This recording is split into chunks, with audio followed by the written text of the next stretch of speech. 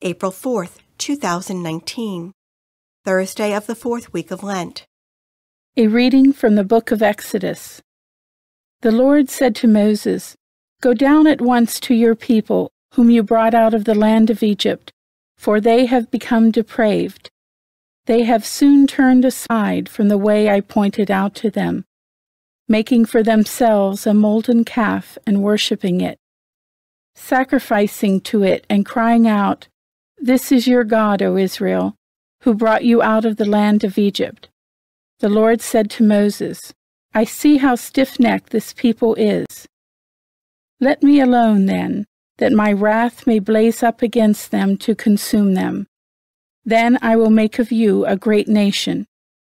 But Moses implored the Lord, his God, saying, 'Why, O Lord, should your wrath blaze up against your own people, whom you brought out of the land of Egypt with such great power and with so strong a hand? Why should the Egyptians say, with evil intent he brought them out, that he might kill them in the mountains and exterminate them from the face of the earth? Let your blazing wrath die down. Relent in punishing your people.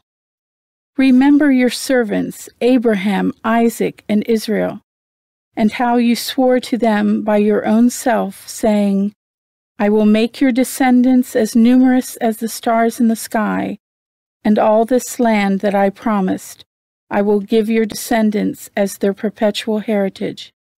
So the Lord relented in the punishment he had threatened to inflict on his people." The word of the Lord. The response is, "Remember us, O Lord, as you favor your people." Our fathers made a calf in Horeb and adored a molten image. They exchanged their glory for the image of a grass-eating bullock. Remember us, O Lord, as you favor your people. They forgot the God who had saved them, who had done great deeds in Egypt, wondrous deeds in the land of Ham, terrible things at the Red Sea. Remember us, O Lord, as you favor your people. Then he spoke of exterminating them, but Moses, his chosen one, withstood him in the breach to turn back his destructive wrath. Remember us, O Lord, as you favor your people.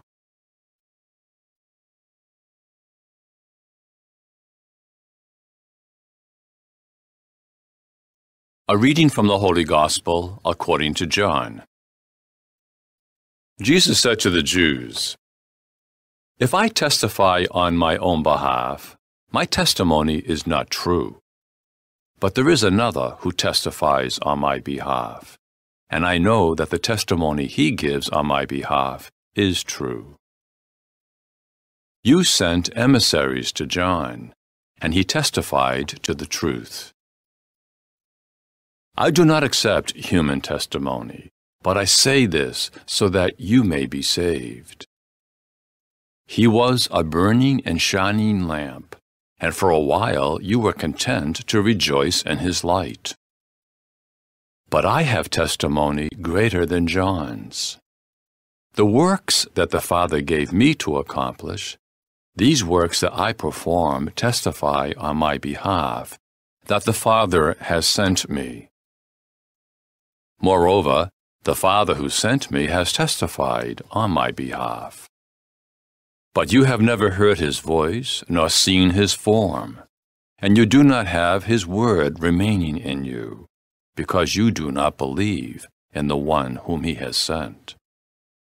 You search the Scriptures, because you think you have eternal life through them. Even they testify on my behalf. But you do not want to come to me to have life. I do not accept human praise. Moreover, I know that you do not have the love of God in you. I came in the name of my Father, but you do not accept me. Yet, if another comes in his own name, you will accept him. How can you believe when you accept praise from one another, and do not seek the praise that comes from the only God?